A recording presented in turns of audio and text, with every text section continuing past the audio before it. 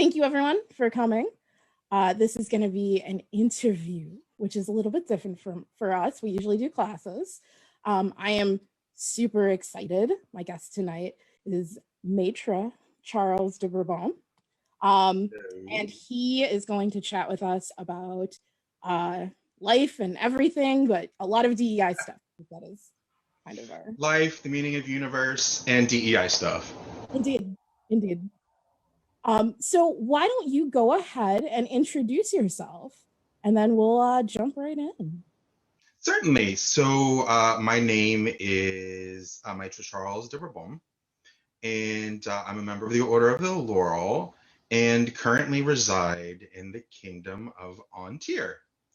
And I've been in the SCA for 25 years and have played in 4 different kingdoms. I started in Ontario, and that's kind of where I got raised. And then spent a little time in Meridies, and then moved to Glenavon. And in Glenavon, I was landed noble. I was the Baron of Axmore, best barony in the world, FYI. That's mundanely New Orleans. Yes, I was the Baron of New Orleans. I truly was the Baron of Mardi Gras. It was an amazing experience. And that's also the kingdom where I was elevated in. And I was there for about 6 years, almost 7. And then work moved me to Ontario, and I've been here in Ontario for 8 years. No, I'm lying to you. I've been here 9 years, active for 7.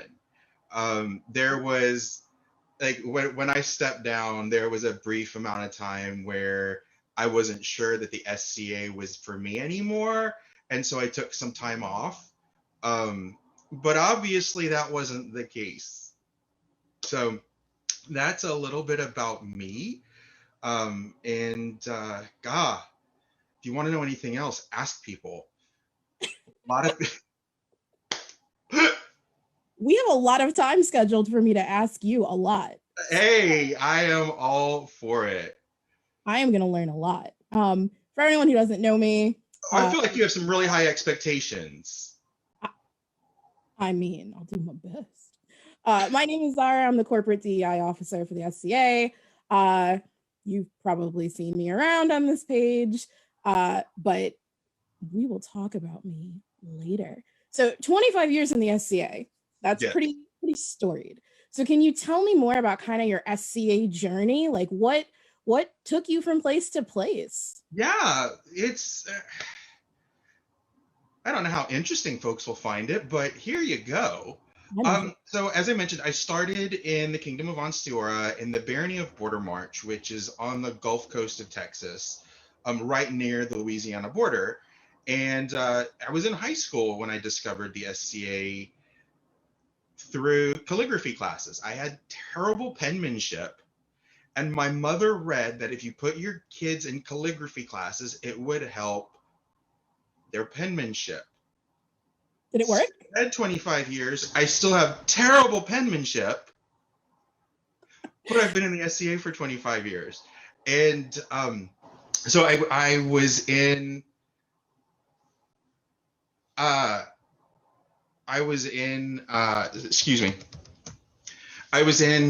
Ontario for about 10-ish years. And then I moved to Meridies for about 1.5 years. I only played a little bit fringy there. And then Glenavon was also for work. And then Ontario was also for work. So I moved around a lot because of work. But I started in the Barony of Bordermarch, and that's where I lived primarily the whole time I was in Ontario, and I was apprenticed to an amazing Laurel there. And Ontario is where I came out. I mean, Ontario is where I came out, and I have a lot of fond memories of of Onsteora and the amazing, amazing people there. And then skip forward about 4 or 5 years, I was in Glenavon, and I gosh, I love that place. And I spent a lot of time, I think, really growing up there. This is where I feel like I became an adult, and I have a great fondness for the people in Glenavon who put up with me.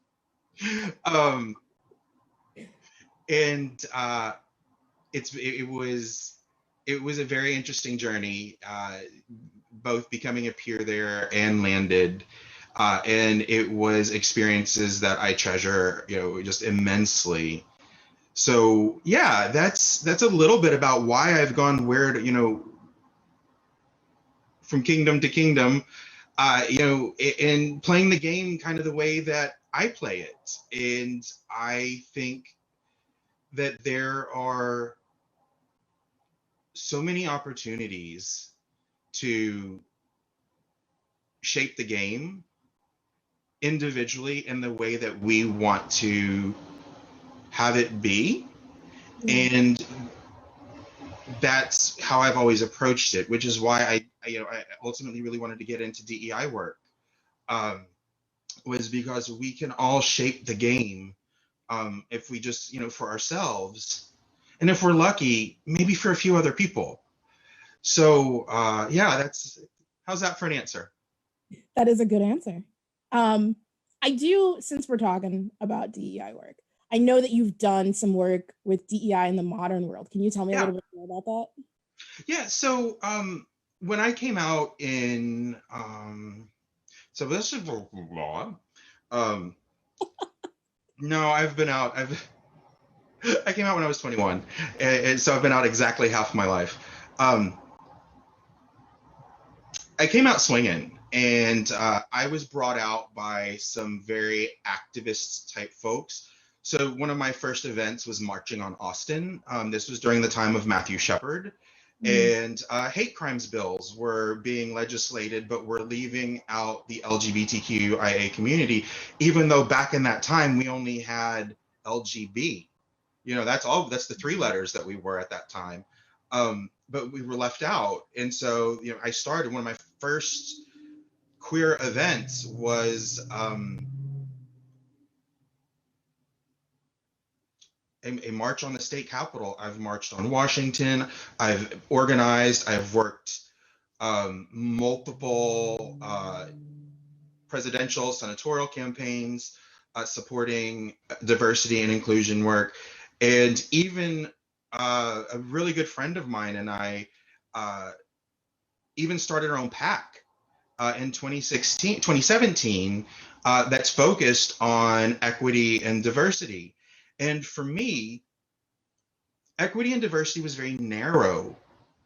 It was very LGBTQIA focused. And then really in the last 4 to 5 years, that with the Me Too movement and Black Lives Matter movement, and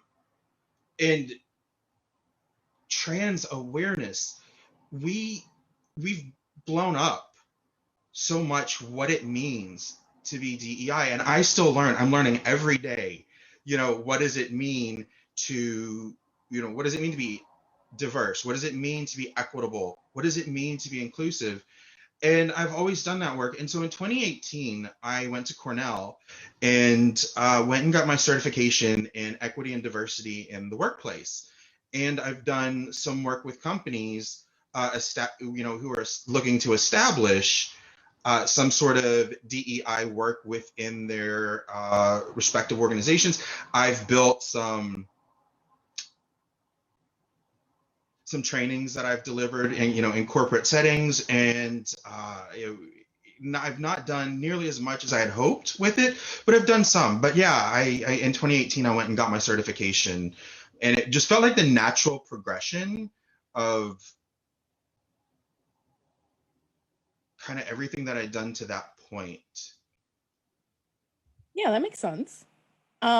Really quick, I realized I didn't say it. So we've got a bunch of questions planned, but if anyone Sure, let's has go any for it. questions, people can drop them into the chat in the Facebook, and we will happily pick them up at the end. So if you have any questions, Just be nice. Be gentle. we reserve the right not to answer any particularly dangerous or zesty questions. How's that? Although y'all know me, y'all can come at me with some pretty crazy stuff. I'll be all right. Moderate zest. Okay, so that's super cool. I thought the certification was awesome. When I first heard about it and hearing more about it, it does sound like kind of just a natural next step. Do you feel like you've seen a lot of interfacing between like the modern work you've done and then like what you see in the SCA? Like, how does that play together? I think it hasn't played together as well as I would like it to. And that's largely me and how much I've invested of myself into really pushing this in the SCA. I'm part of the EDI committee in on tier, and only recently got active again because of some health issues. And so I haven't really had, I don't feel like I've been as successful as I could have been and would like to be on creating a crossover between what I've done mundanely and the SCA. But I do know that it shapes how I view things every day in the SCA. And it has absolutely been invaluable for helping me understand other people's experiences within the context of the SCA. Because it's easy, especially when you're in a marginalized group, to really think about your group, yourself, as the only group that's fighting. And what this did was it really broadened my perspective, and it helped show me how to look at other people's perspectives and their experiences. And that has just been a dramatic shift for me in the SCA, from being very Charles centric and, you know, what about me and my place, to, you know, a much broader expansion of what it means to have equity, diversity, and inclusion within the SCA. And that's such a good point, honestly. Like, that was something that I realized very quickly when it came to education. I was speaking from my personal perspective, and that's just not as relatable when you're trying to help other people understand these concepts. Like, you really do need to step outside of yourself, look at the background of the people you're trying to help or be a resource for, and just kind of acknowledge that, like, yeah, you guys might have some commonalities, but the experiences are very different. That's such a good point. Like, oh, I mean, it's definitely a learning experience. You know, it's so, I mean, it's difficult. It is difficult to get out of your own skin and put yourself in somebody else's space. It's hard because all you have is your own life experience. And that's one of the things that I think that did for me. Am I perfect? No, gosh, no. I'm still learning, and still growing. I make mistakes and I apologize for them when I do. And, you know, but I think what's key here is that there's a desire to continue to learn and grow and promote equity, diversity, and inclusion within within the society. Yeah. No, I could not agree more. Be really awkward if you didn't agree with me. No, you're wrong. Actually, I'm perfect. So everyone else can just no. All right, we're gonna dive in. We're gonna hit some hard boys. We're gonna start, right? Sure. So, in your opinion, what is the singular largest obstacle that DEI efforts are gonna face in the SCA or have faced? Oh, that's a good question. I think the largest obstacle that DEI is going to face in the SCA is something that we're already facing in the SCA with DEI, and it's a complete misunderstanding of the purpose. And when DEI, I can't say was rolled out because we're not done. We're just starting. So as DEI rolls out, there's a lot of misunderstandings of the purpose and intention of, a couple, I think a couple kingdoms have councils, many kingdoms have at least a DEI officer. And there's a real misunderstanding. And one of the biggest misunderstandings is policing. These groups are not set up to police people, and they're really about being consultative to the kingdom seneschal, to the crown, and to the general populace. It's about education. And I think, and until we get everyone to the point that they understand that it's not a punitive body, and it is certainly not an investigative body. I mean, if it ever got to that point, I think I would have to leave. But because I don't think that's really the makeup or the intent. But there's a misunderstanding that's what these groups are for, and there's resistance and reluctance and a misunderstanding. And I think until we get these misunderstandings cleaned up, which I think you and I have talked about, more education, more getting, more. Oh wait, I'm going to answer so many questions in this answer, so I better stop. But that's, to me, what I think the biggest obstacle we face right now is just a misunderstanding of the intent. Yeah, honestly, I think you've nailed it. A lot of people just don't fully understand not only like what the office is for, but who it serves and how it serves people. And yeah, I mean, education, advising, we're resources. That's perfect word. We're resources, and we're all just people who care about DEI and want to work towards it. Not everybody's an expert, but there are people who are passionate about it. Mm-hmm. And I have been incredibly fortunate to work with some amazing people as we've done this work. Yeah, absolutely the same.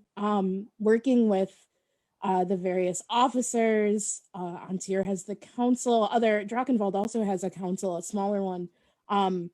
The way that people have approached this, so different, also unique to their kingdom culture, unique to their experience, unique to the problems that they see locally that they want to help work on. It's not any one set path. Everyone really approaches this from a different perspective. But we all do have some commonalities.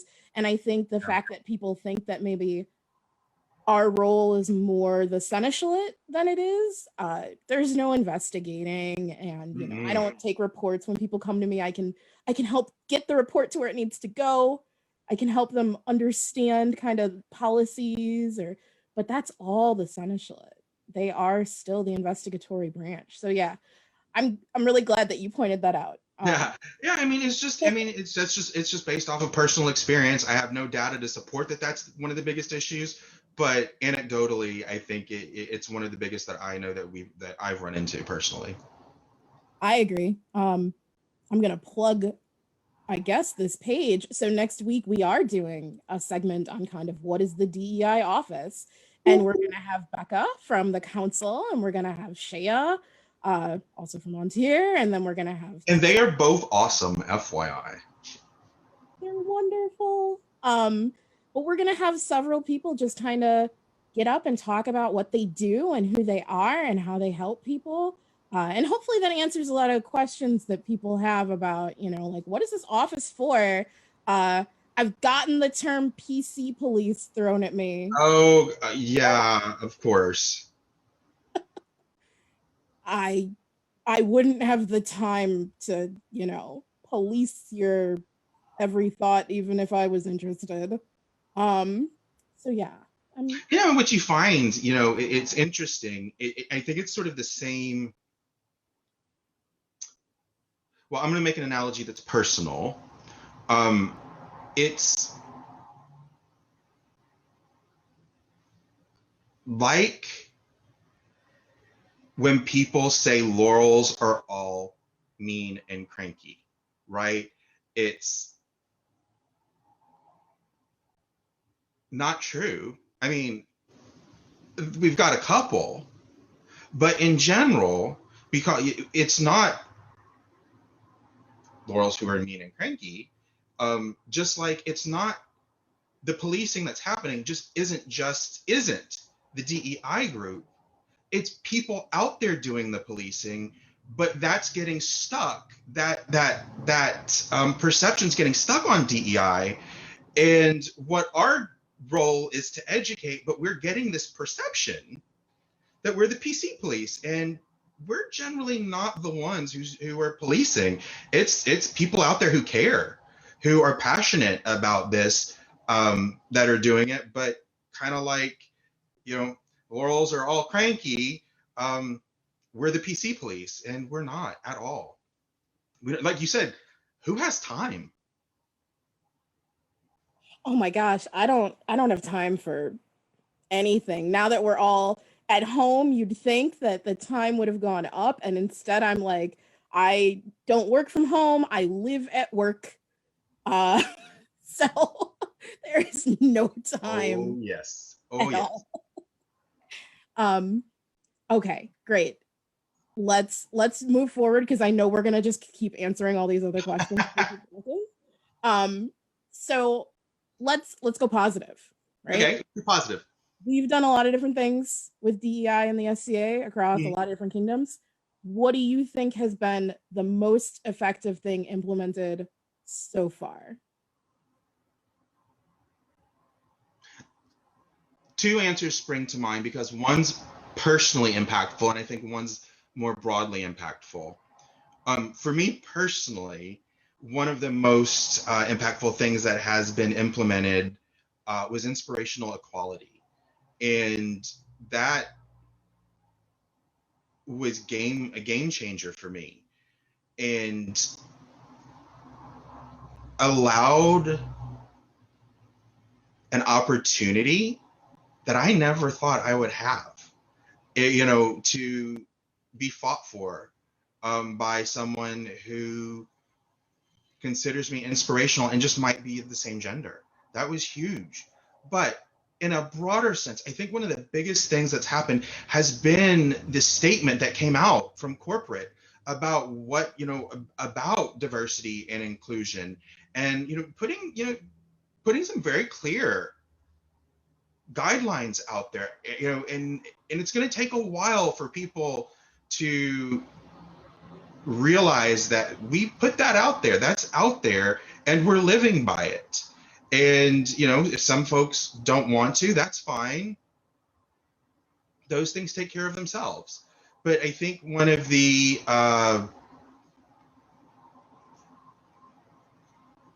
best, I think that's one of the best is the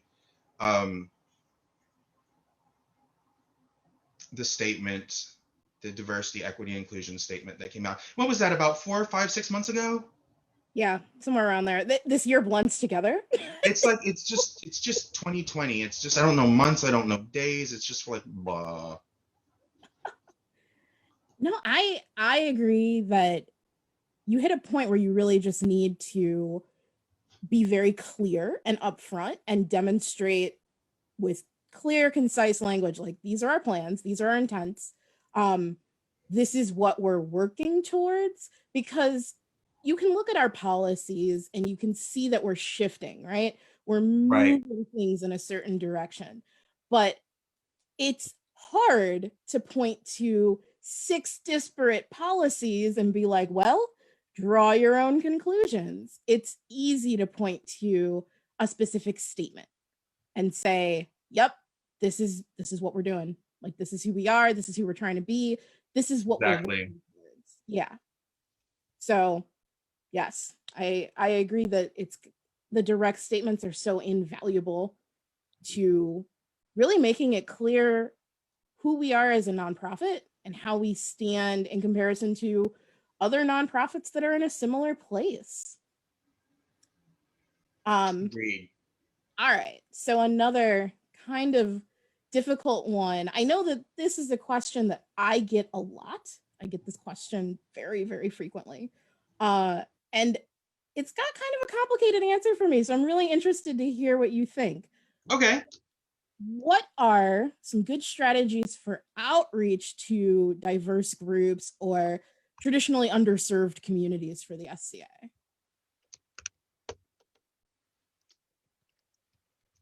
Oh my.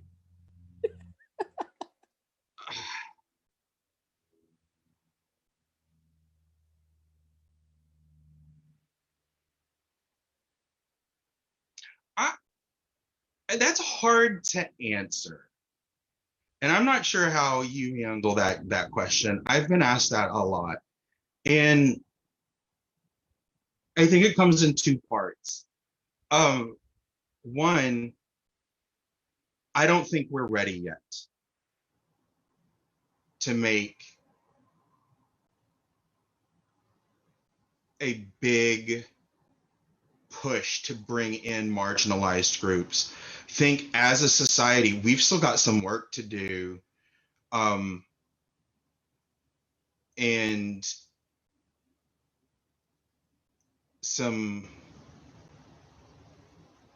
we've got some work to do before I think we're ready to go out and look at bringing in marginalized groups. And the work is happening. But I just don't think as a society we're ready for a broad outreach. Here's the second part of this question. I don't know. I'm not the speaker for all the gays. I'll bring it up at our next gay meeting and see what would be the most appropriate way. That's one of those where I could give you personal opinions, but I don't know any better than the next person who may or may not share the same life experiences on what's the best way and who are the best people to go out and target for diversity and inclusion reasons. I don't know, and I think that's going to be an organic thing that happens when the time is right. I just don't think the time is right just yet, and I'm certainly reluctant to speak for anybody else but myself. So your answer is very similar to mine. Something that I teach in the 101 when I talk about what do these terms even mean, right? Diversity, equity, inclusion. What does that mean? What do they mean in the SCA? We talk about diversity, and diversity usually puts people's minds into this like concept of a quota, right? Yeah. And I joke about it all the time. I'm like, we're not going to get a big white van and drive down the street being like, we need 2 more of those, and we need, let's get like 4 of those. We're short on, like, no, we're not going to do that. Like, can you imagine? It feels that way sometimes when those questions are posed. Well, and I think it's a super valid question. But 100% valid. It's just not a great answer for it, you know? Diversity is the natural outcome of having a truly equitable and inclusive society, right? If you create a group where people see a space for themselves, potentially, then they'll come check it out. And I think the problem with where we are now is that we are getting to the point where we're trying to make space. We're trying to get that preliminary kind of, okay, we see you, we want you with us, we want you here. How do we do that? What does that look like? And that can look, like you said, there's no one thing. That can look like a million things. If you ask people what brought them to the SCA, you will get people being like, Lord of the Rings came out at a very formative time. I don't know who that is. Absolutely. It's me. That was me. I kind of felt like that might have been you. That was it just totally seemed a little personal, a little specific. You know, speaking broadly, I have wanted to be an elf for like 20 years. So yeah. But There you you also got go. people that are just like, they're big history buffs, or you even got people that are like, I was in team sports and heavy fighting community seemed really cool. Love melees. I mean, there's a million and one things because we're such an expansive group. What we do is so broad. So And yeah. yeah, and what'll happen is when we are open and we are accepting, these groups that we're talking about will find their way here. You know, I know that my first experiences, I've had some pretty horrific experiences in the SCA, around homophobia, and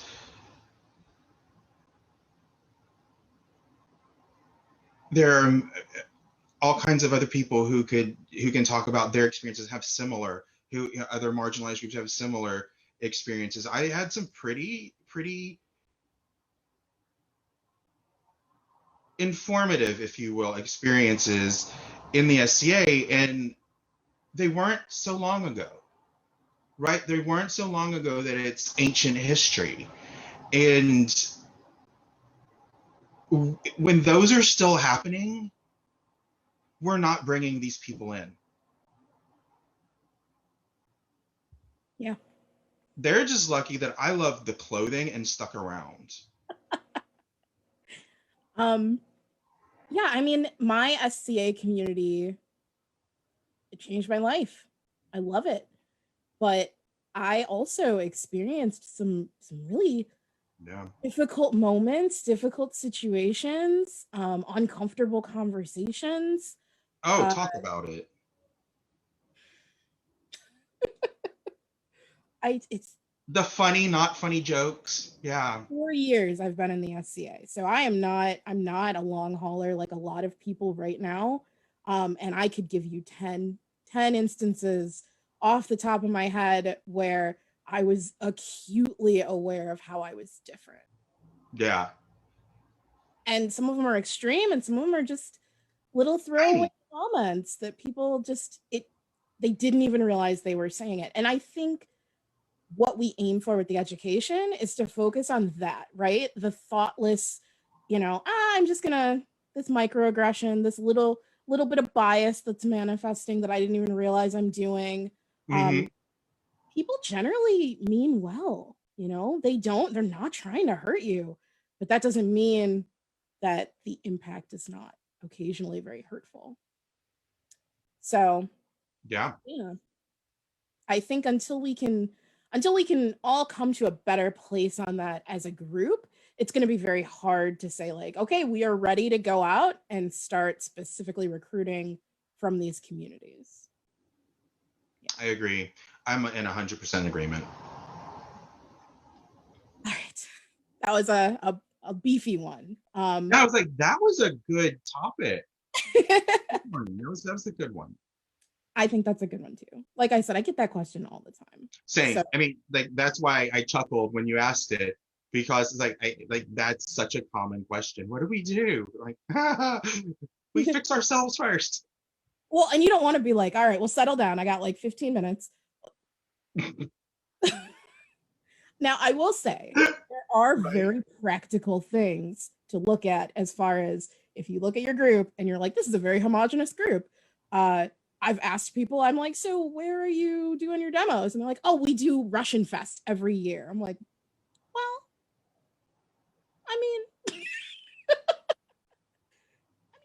You're only gonna get the market that you target. it's true.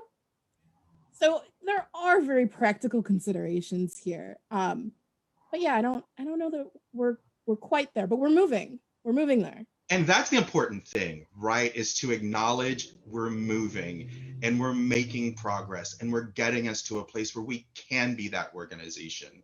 Yes. I think that's the most important thing to take away from the conversation, is that we are making those steps and we are making those improvements. Yes, because I mean, quite frankly, many of us are here. We have lots of members of marginalized groups in the SCA already. And And those people are here to say, like, hey, this is what I need. This is what I'm not seeing. Or more negatively, you know, this is what I have been seeing and it's not so Right. great. So yeah, definitely a good one. Yeah, very good one. Speaking of just kind of general SCA population at large and just DEI, a lot of people, they either don't get it or they just kind of shrug it off and they go, do we really need equity and inclusion? I mean, I've always seen a lot of inclusive behavior. I've never felt left out. My friends are super diverse. So what do you do to kind of highlight and emphasize the importance of the DEI mission to people who just kind of don't see its value? Well, I see it, those situations, as an opportunity to tell your story. I'm a big proponent of storytelling, and and people know I've gone live. I've talked about my story, you know, my stories about of being gay in the SCA. Um, I'm very open about it, and connecting with people's emotions through stories is incredibly impactful. And we saw that actually. There's actually research behind this. I know a lot of folks probably remember Proposition 8 and kind of what happened with Prop 8. And then following Prop 8, Washington did marriage equality. And we did not succeed with Proposition 8. And what they learned is the tack that they took with Prop 8, which was celebrities screaming at, you know, people screaming at you, questioning morality, you know, big names advocating, you know, just the kind of what we're doing now, just a lot of shouting and facts and statistics. And it didn't resonate with people. And so when Washington, and it was less than a year later, Washington moved into marriage equality, and we started working that. One of the first things that was established is we will not do that. We're going to connect with people, because that's the key. When people connect with a person, it's no longer this amorphous group of people. It's now my friend had this experience and I'm going to stand up for them, or at a minimum, I know why they need this. And that's why I think it's so important for us to tell our stories within the confines of the SCA. And so when people say things like, well, why do we need it? I feel pretty inclusive. Yeah, absolutely. And I think that's fantastic. But let me tell you about a time where that I experienced it that I think you might find pretty horrifying, and then relay it. And you're making an emotional and personal connection with people. You're not screaming at them. You're not canceling them. You're connecting with them, and it takes work. And the crappy thing, trying to find the right words, you know, the words that won't get bleeped out, is that it always lands on the marginalized to do that education and to go out of their way to do those, to make that connections. And it sucks that we have to do it, but that's what we have to do, is go out and connect. You know, I'm not saying that there's not other ways, but I think one of the most effective ways of helping people understand the importance of DEI is connecting with them personally and helping them see personally, this person I cared about was impacted this way. Well, I can do something about that. Yeah, that is a great point. I know I've seen people kind of share stories about things that have happened to them in the SCA, things that have been happening to them in the modern world while they've been SCA members. And so many people, you know, you hear this on the news and it's people you don't know, it's far away, it doesn't feel personal. But when your close friend is suddenly like, no, this does happen, it happens to me, suddenly it's the proximity is just really shocking, I think, for people. And it does help them connect a little better. It does. And I can even speak from personal experience, like me too. Um, Once my friends started telling stories, I was horrified at just how much goes on But I had no idea because I don't walk that path and I don't see it. But when they tell stories, it just connects on a level. It connects with your heart and your mind. And that's the key thing, is connecting with people's hearts and minds. That's how you win people over, not screaming at them. I agree. And before people get worked up about that, because I know there are a lot of folks out there who feel that that is the way. I have data. There's data to back this up, folks. This is how recruiters, this is how organizers approach recruitment. Well, and I get it, right? That frustration, I get it. Oh, it's frustrating. I have been there. But it just, can it work? Maybe. But it's a lot easier to connect with people by having the conversations than it is to just kind of, throw everything out there because you're upset. But it's understandable. Absolutely. And I think those spaces are good. Those spaces are good to have, but they're different spaces. They're not the same as those more educational spaces. So having both is important, but you're right. It's not effective for the education. Also, thank you for censoring yourself, because we're live and I know I had to, I feel like we're in like this really great conversation, and then I had to remind myself, like, oh, we're live, and there are a lot of people who don't know you, Charles, and I mean, they may not know just how blunt you are sometimes. So like, a Midwestern censor, which is like, I just yell "ope" over every speaker, which is just not cute. No one likes that. No one's gonna enjoy that. So yeah, that's all I got. No, I have a little bit of a problem myself, so I'm definitely like, okay, don't say anything. Don't say anything. Don't say anything. But I get excited. Like, this is my jam. So I have one more question. Sure.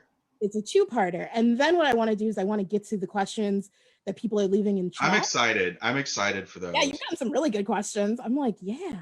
I feel like we've gotten some really good questions. Oh, am I being pulled in on that? Yes, you are. Yes, ma'am. Yes, ma'am. All right. One last question, and then we jump to chat. So, you're an on-tier, right? Yes. And on-tier has been one of the forerunners in the DEI charge, right? Mm-hmm. They have the bullying and harassment policy that was before many others. It was much more detailed than the society one until very recently. You've got the council. It's on its second iteration. So there were lessons learned, and now there's a new council. There's a DEI officer now. Mm-hmm. Can you tell me, part one, how does this all work together? And then part two, what lessons were learned as your kingdom has kind of put everything together and moved forward? Sure. And I'm going to do my absolute best to answer that question. But I also know that tomorrow, Shea and Anor would be fabulous to answer that question too. Might put them on the spot. I'm not gonna just push this off on them. I'm gonna just pull them into this conversation. So first of all, let's talk about how it works. So we have an advisory council that, gosh, if you put me on the spot, I don't remember how many members. I think we have 8 or 10 members, and we have staggering term limits, so that we're constantly cycling through and bringing on fresh blood and fresh ideas. And what we do is we serve and we interact with the Kingdom DEI officer, who is a deputy of the seneschal. So when they have questions about things that they're working on, or policies or investigations, or we just don't know how to word this, they reach out and consult the committee, and then we get together, put our heads together, weigh in, and then provide our thoughts, our focuses. And we also work with the DEI officer on projects we have different projects that we're working on. A lot of them are educational. And the other thing that we do is we also are the first place that the populace can go to ask questions about diversity and inclusion, because we are accessible to them. And we do get questions. I've been working on this question that we got around appropriation. That I've been working on it for a while, a little too long, but it was a very good question, and appropriation is a very tricky topic. And so we handle questions coming in, and as a group, we'll give our thoughts, and then our secretary will write the response. And so, that's how it works in a nutshell. So what are the lessons learned as you guys have kind of moved forward in this? I think each person may have their own view of lessons learned, but I think coming in with a clear strategy and purpose before everything was announced probably would have been good, because there's a lot of confusion around the purpose and the role, and it's creating a lot of and it has created misunderstandings of our purpose and our role. And I think, could we do it all over again? I think we would launch it after there was more of a change management approach, where there was more communication that's going out, and education, and this is what's happening, and this is what they do, and this is their scope. Scope was the hardest thing to figure out. And unfortunately, I think it took us a little too long to nail down scope. And we're working back from some of that. And so I think that's probably the biggest learning for me coming out of this, is establishing scope and purpose much more clearly at the very beginning. It was really kind of like we're building the plane as we're flying it. Well, and I stole that from you. And that works if you're in the plane, but it doesn't work for everybody else who's watching it, because it just looks like something's being cobbled together, and it doesn't make a whole lot of sense. So I think that one of the things we probably would do over is launch it with a lot more purpose and intent and scope and clarity. Yeah. I love that it mirrors kind of the society obstacles that we're seeing, right? Absolutely. Where, because the scope is still being constructed, right? We are still pinning down the details, and we're still seeing how we interact with equity and inclusion as a society, how we need to start interacting. It can feel unclear, and it can feel convoluted in some ways. Yeah, very much so. And I'm not gonna lie, the pandemic, huge wrench. Huge. Oh, the pandemic. I can't even begin to tell you the pandemic, and then the modern civil rights resurgence created just a completely different atmosphere. It's a different everything. It's a different 100%. It is. It's a bit of a pressure cooker right now, and and you can feel it. Oh yeah. It is not a fun feeling sometimes, but it is. Oh, yeah. It's a lot, right? Oh yeah, for sure. It can be overwhelming and make you even just sort of question, why am I doing this? And then you just remind yourself that you really do love the game and you want to make it better. It's true. I miss the SCA so much that even on the most difficult days, I'm like, oh, but I love it. All right. I know, right? Isn't that the case? It's like, but I love the idea of it. Exactly. Just have to sit with it, sit with the frustration, sit with the discomfort, which is what I say all the time. And then, see the value. And it's there. It is there. And it's still beautiful to me. Absolutely. Let's jump into some of the questions we've gotten. Yeah, absolutely. Let's do it. This one's for you. I Oh, would love to hear about the title Maitre and why you picked it. oh. Well, I have a French persona. And Maitre, think about Maitre like Maitre d, is the French equivalent of master. And I've become very specific about how I play the game. Like, I wear only one period. I'm really focused on one type of dress, one type of area that I'm researching. I'm very much about sort of the late 14th, early 15th transition in Bourbon, France, and Burgundy. And and there are two regions that are right next to each other. And if y'all stick around, you'll just get way more information than you ever needed to know. But it's the right, proper title for my persona.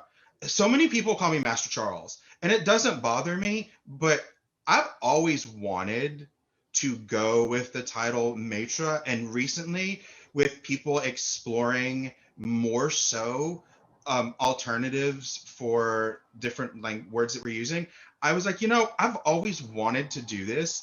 I think now is the time that I'm really gonna kind of start, instead of writing Master Charles, we're gonna write Maitre Charles. And it's been a fairly recent thing, but that's why it's equal parts wanting to be more historically accurate to the persona that I play, and also no, it's largely that. No, it's largely that, and the dialogue that's been going on around titles has made me very thoughtful, and made me really think about language, and I was like, well, this is the title that I always wanted anyway, so let's just do it. Time. Well, I like how immersive it is, right? It's very consistent. It very much fits with your just overall persona that you're presenting. I am one of those people that likes to do a few different things. This is Ethiopian, right? This is not a winter garb. I would freeze. So I also do a 14th century English when it's cold, and I'm like, oh, look, cloaks, and not, super light see-through cotton. Awesome. So I do jump around, but I miss that full immersion and that really robust persona building. Yeah, and that's why I kind of went down that path, was to be as immersive as I could and can be, because I started out my SCA career being all the things. I was here for the clothes, so I was gonna wear all the things.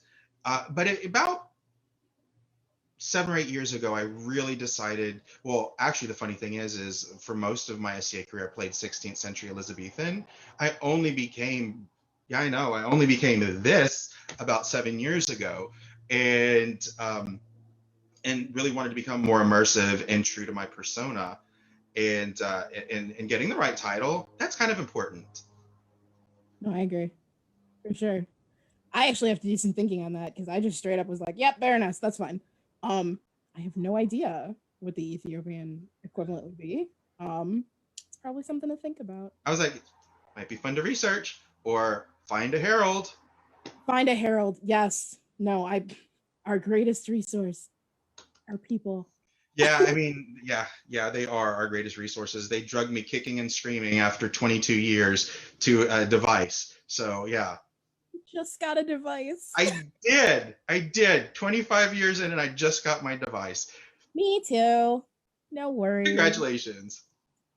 It's not even done yet. I just figured out what I wanted.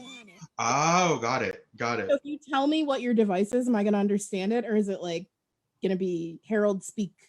No, because I'm not very good at Herald speak. I could try and blazon it, but essentially it's a red background with gold fleur-de-lis on one side, blue and white Vare on the other side, go figure, and then a big gold cross flory in the middle. Love it. Simple. I understood that. Good. It's also very French for that time period. It sounds like it. It kind of matches your colors right now, actually. It's the colors that I wear. All the time. All the time. I wear red, yellow, blue, black, and white. You are next level immersive. I love it. I really want to. I really strive to look like I stepped out of a book, and that isn't necessarily what actually garments look like. So I do tend to err more on the visual record when I'm designing. But what was in the visual record is not indicative of what things really look like all the time. Mm-hmm. So yeah, but I take a lot of cues from the visual record. So since we're talking about it, another question: what events have meant the most to you, and why?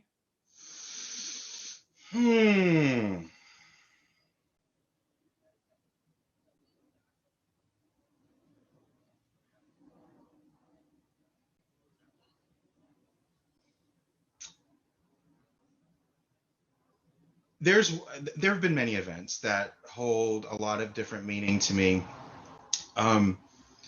But one of the dearest events to my heart was a coronation that happened in 2001 in Onsteora, where I came stumbling out of the closet to all of my SCA family. And it was dramatic, and it was lots of, like, come on, if I'm going to do it, I'm doing it right. There was crying, there was a vigil, there was, like, it was extra, but I was surrounded by so much love and so much compassion and so much acceptance. It has become a very treasured event in my memory because it's where I, for the first time, said, yes, I am. And so that one means a lot to me and probably always will. And the people who were there for that mean a lot to me and probably always will.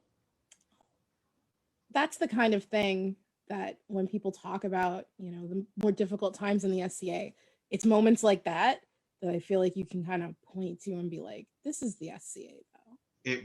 And that's because of those types of incidents and experiences. It makes you able to weather some of the crap because you know that there are good people who are fighting for you and who have your back. Oh, that's so cute. Oh. I love it. I love it. Yeah, I couldn't, if I had to think about events that mean the most to me, there's so many. There's been so many different, I went a little crazy, right? I've been in the SCA 4 years, but before this pandemic, I was up over 100 events. I went a little nuts, and I just went to everything I could get to, and I had a work schedule that would allow me to take the time off, work from home when I needed to. So many. I feel like my first Penzic was just so incredibly overwhelming. I don't even have, you have such a touching story. And my story is like, I was a city girl who had never been camping, and I was like, oh my God, I've never been outside this long. Like, and I had no idea. I'm like, oh my God, there's the nature. It's touching me. I don't. So, yeah. But it did mean so much. It was such a different environment. It was amazing. I missed Penzic so much this year. Oh my gosh. That's another event that I have a lot of feelings attached to. Good ones. Yes. It's another one that I've had some very special Penzics. So we have a couple questions about, I think, the more modern component of your background for DEI. Sure. So one of them is, I'm interested to know more about the actual DEI training you mentioned. And I think when you were talking about like corporate trainings and whatnot, I think.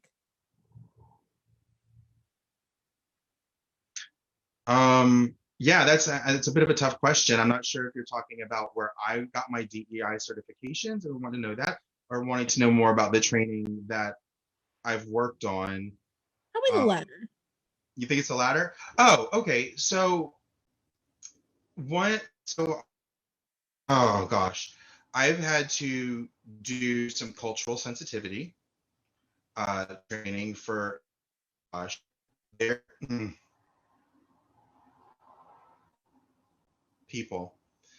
Uh, I'm a consultant, and I was working with a company on doing some customer experience stuff, and there were some real big issues with appropriation. And as an example, um, they wanted to have a happy hour on Friday, which is fine, and they wanted to do margaritas, which was fine, but then they wanted to decorate. And they started decorating with items that are very specific to the Mexican culture. And it wasn't used in honor, it wasn't used thoughtfully. It was here, I'm going to take these things that are somebody else's culture, I'm going to put them up and use them for decoration for a party, which, margaritas are not Mexican. Chips and guac and salsa are about as American as they come.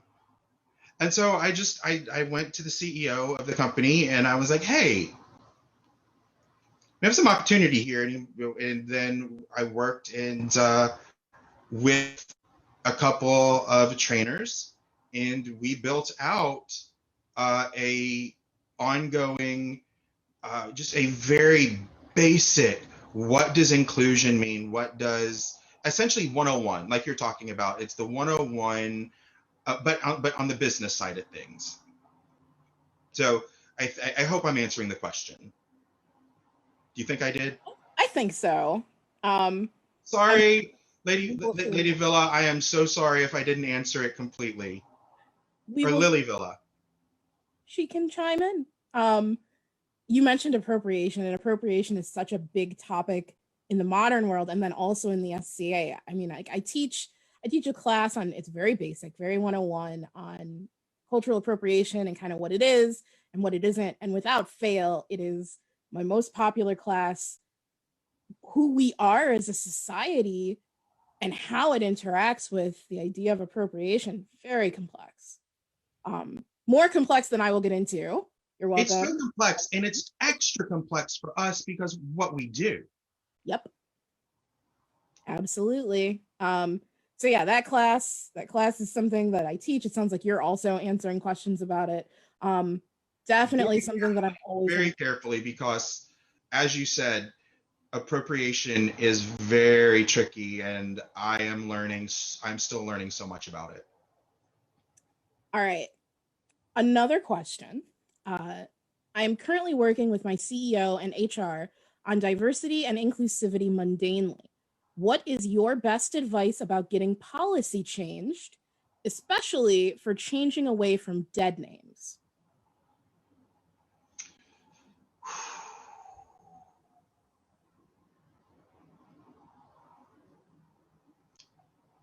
That's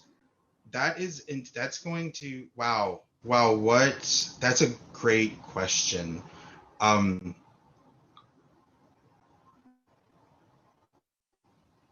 Probably not much of a one size fits all. Yeah, so that's what I'm trying to figure out, is how to give a answer that would be good and that would be meaningful to that question. But my best advice around getting policy changed, you have to start at the top. And if your CEO's on board, then you have good backers, a great support system to then go down and start delivering the message about the why. Why is it important to get these policies changed, and who does it impact and how does it impact? And it goes back to telling stories and connecting with people emotionally, and using anecdotes to support fact is powerful. And I've had my best success and not just with equity, diversity, and inclusion, but also with customer experience in general, with storytelling and giving people an understanding about why it hurts people. And if you can figure out a way to give them a whiffin, a what's in it for me, even better. You know, especially if you can really tie, why does this policy, how does it help you in the long run? And some of them, you just can't. But some, you can think creatively, but when people feel like there's a benefit to them, they're on board.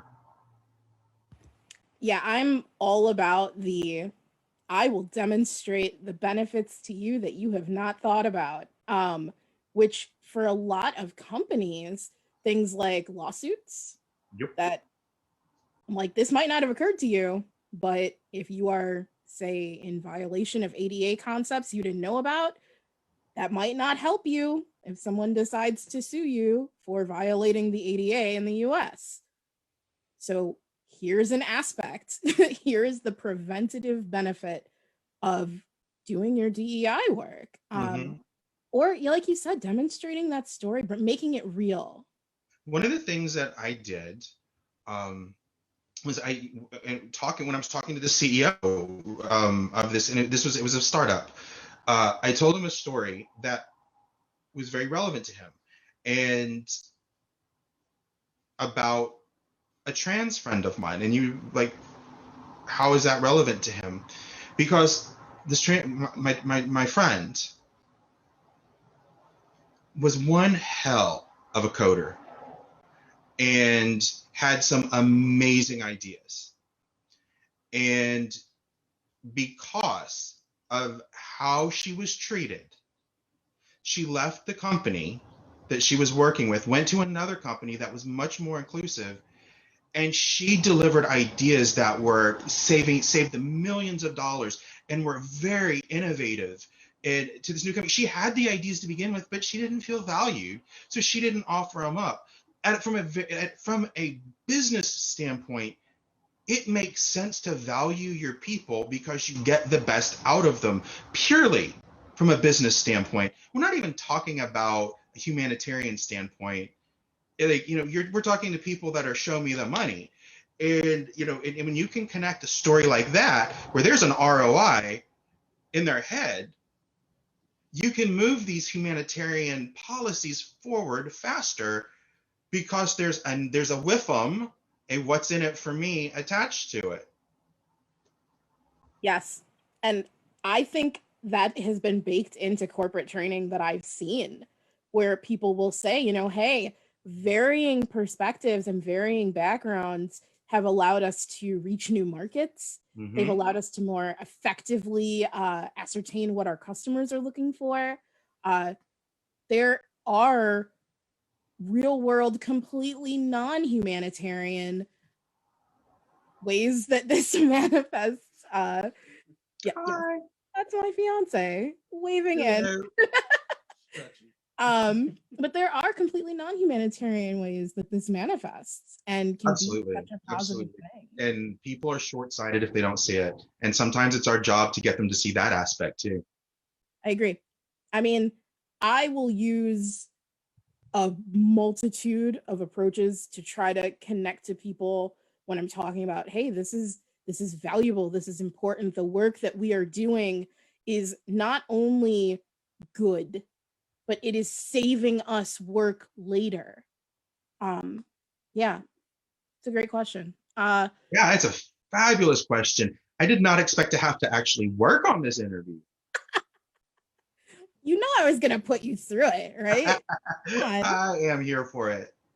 All right. Can you share the history of the DEI office? So I can speak to this from what I feel like this is gonna be you. Okay. All right. That's not me.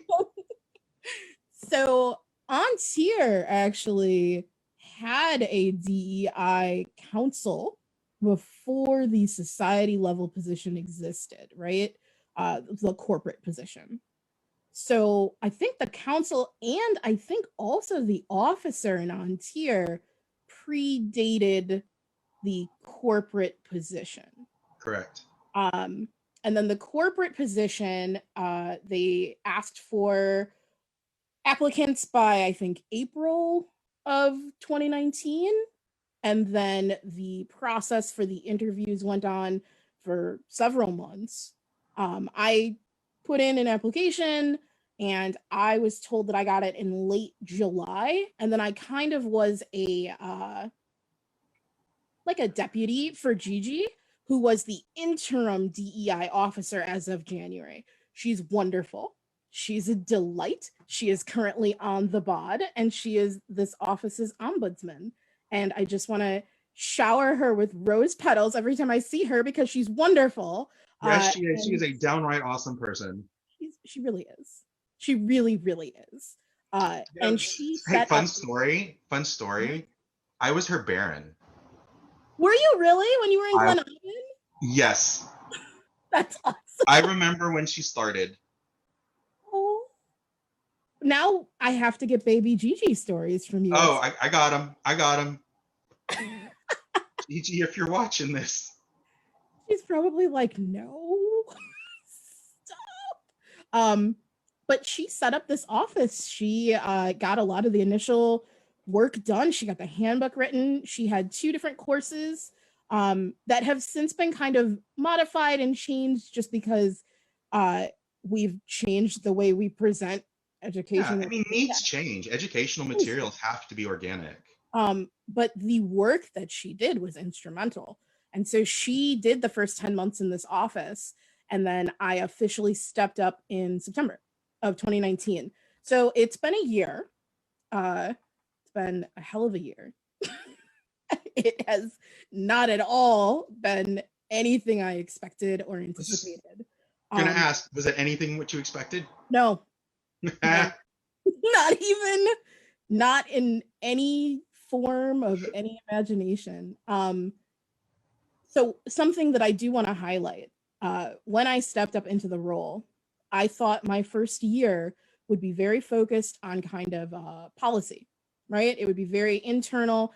It is a corporate office, so there was no anticipation that there would be kingdom counterparts immediately. That was something that I was like, all right, well, this is a thing. I want this to be a thing, but it's going to take some time to demonstrate the value of the office and to get buy-in from the different kingdoms. Spoiler, it did not. So at this point, we actually have 14 kingdoms or 15 kingdoms with kingdom level DEI officers, and at least 2 that are in the process of creating that office. And because it was not anticipated anytime soon, we are building that too. So we know approximately what it looks like, right? Their offices mirror mine. They're not investigatory. They are educational resources. They're trainers. They're educators.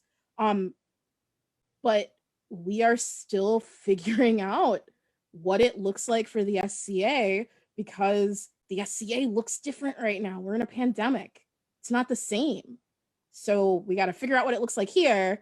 And then we got to figure out what it's going to look like when we return back to a more normal activity. And I think it's going to be at every step, it's going to be different because we are not just going to wake up one day and suddenly everything will go back to normal.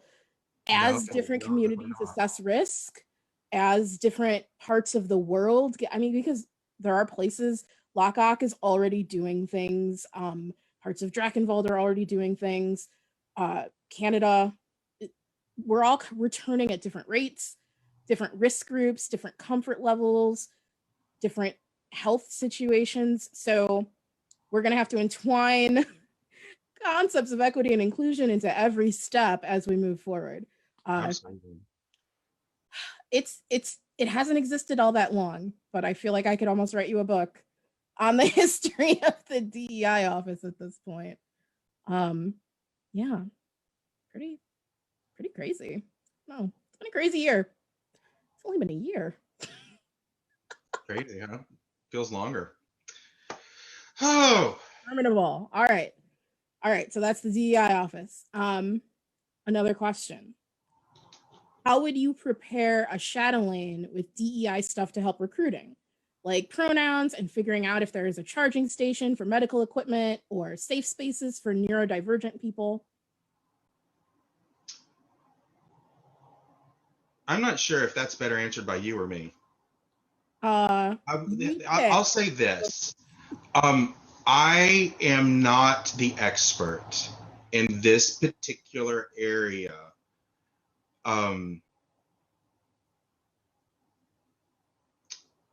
However, there's been a lot of discussion within the on-tier DEI committee about these exact things, and we're working on things for Chatelaines. We're working on things for event staff. But that's part of a project that I'm not on. I'm working on a different thing. So I'm not really the best person to speak to that. However, two of the people that you mentioned that will be tomorrow are great people. So I'm just gonna punt. Not, and I say that only slightly in jest. I'm not the best person to answer that one, because there are people who are doing that work, and they could speak to it much more eloquently than I can. Yeah, they're next week.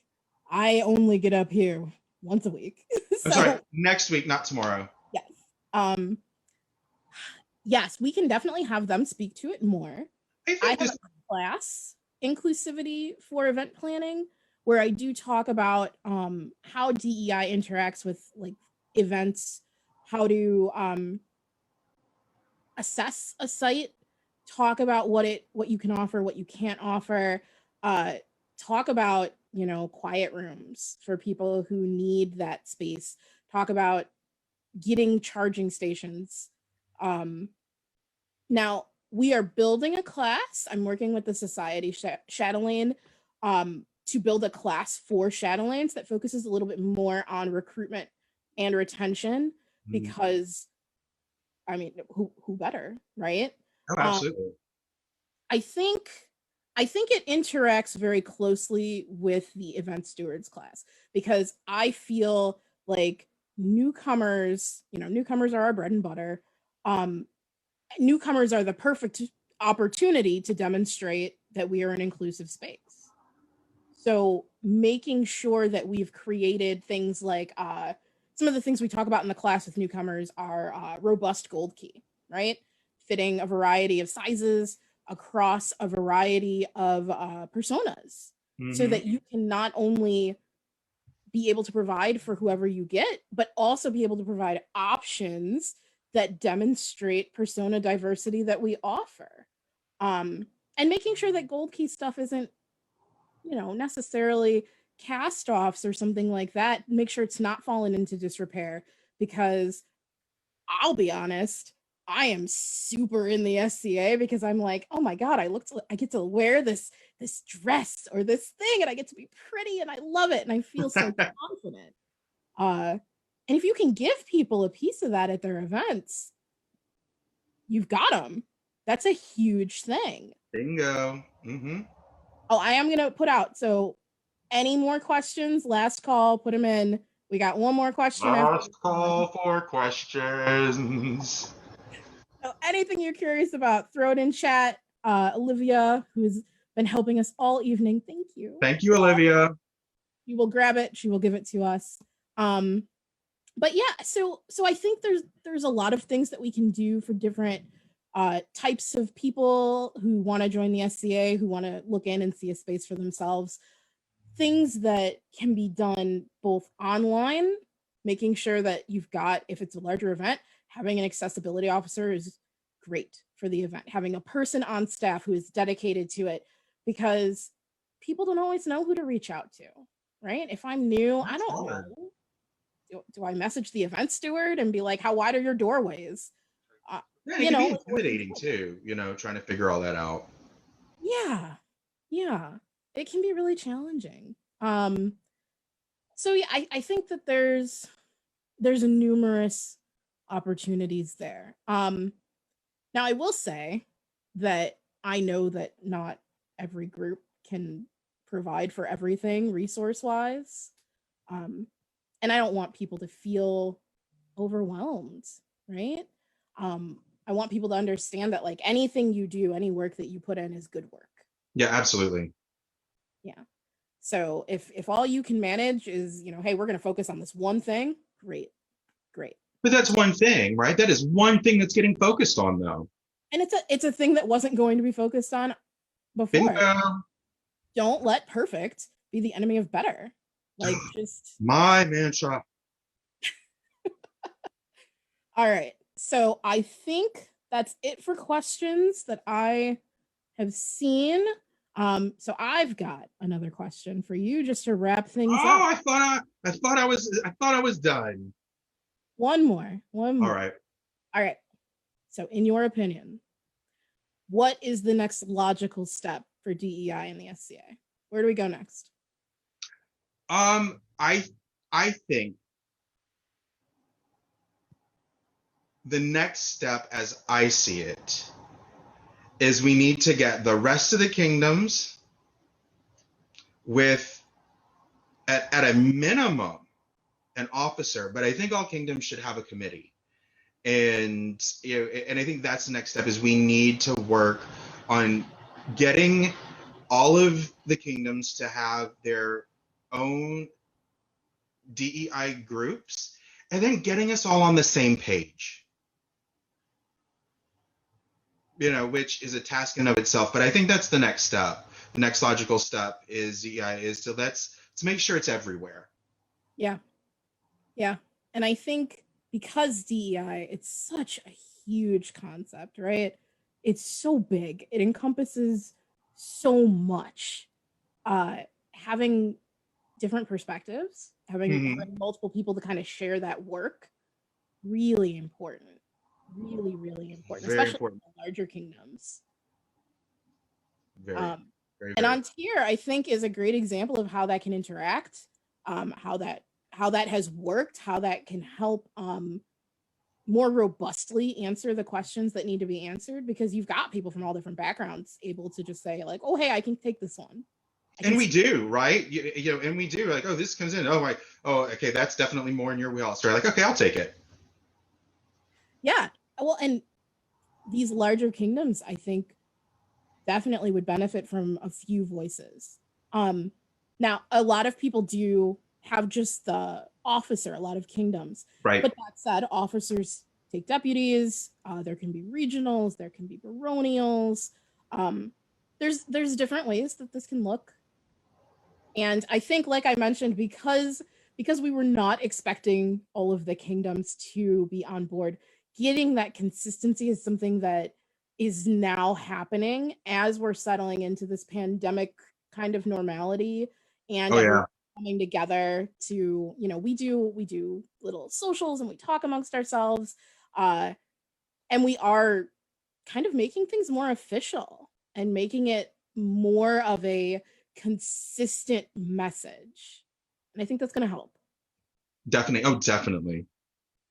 Yeah.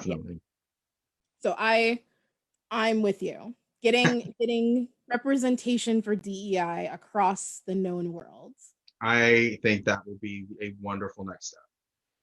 All right. Well, that's all I have. Thank you so much. Oh my gosh, it was such a pleasure. I enjoyed this so much. Thank you for asking me to do this. It's such an honor to be here with you and with all of you. And thank you all so much for tuning in. And if you don't know me, feel free to friend me on Facebook. I'm open to that. I love to get to know people. So, and if you don't know me, you're welcome. They know you now. They know me now. Sorry. I'm so. Yes, I definitely encourage connections.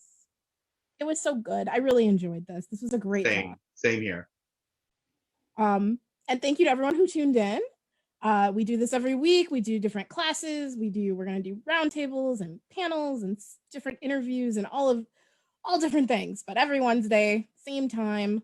Thank you so much for coming. And thank you so much to Olivia, who monitored Facebook for me, because there's no way I would have been staring just down at my phone the whole time, and that wouldn't have been good. So thank you. You're the best. Thank you to everyone. Have a great night. Have a wonderful evening. Talk to you soon. Bye, everyone.